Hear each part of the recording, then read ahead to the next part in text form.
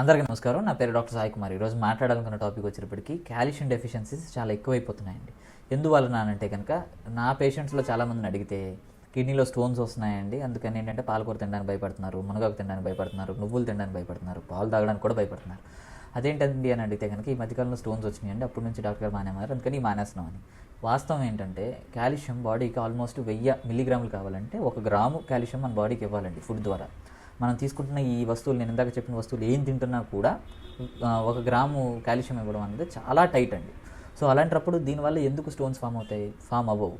ఎప్పుడైతే బాడీలోకి vitamin D కావాల్సినంత లేదో, విటమిన్ డి ఏం చేస్తుందండి అని అంటే కనుక విటమిన్ డి ఉండడం వల్ల ఒంట్లో ఉన్న కాల్షియాన్ని బాడీ వాడుకుంటుంది.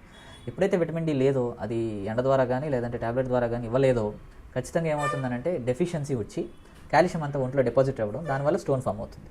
సో హ్యాపీగా కాల్షియం ఎక్కువ ఉన్న ఫుడ్ తినచ్చు, కాకపోతే దాంతోపాటు విటమిన్ డి ఎలా ఉందో చెక్ చేసుకోవాలి. నమస్కారం.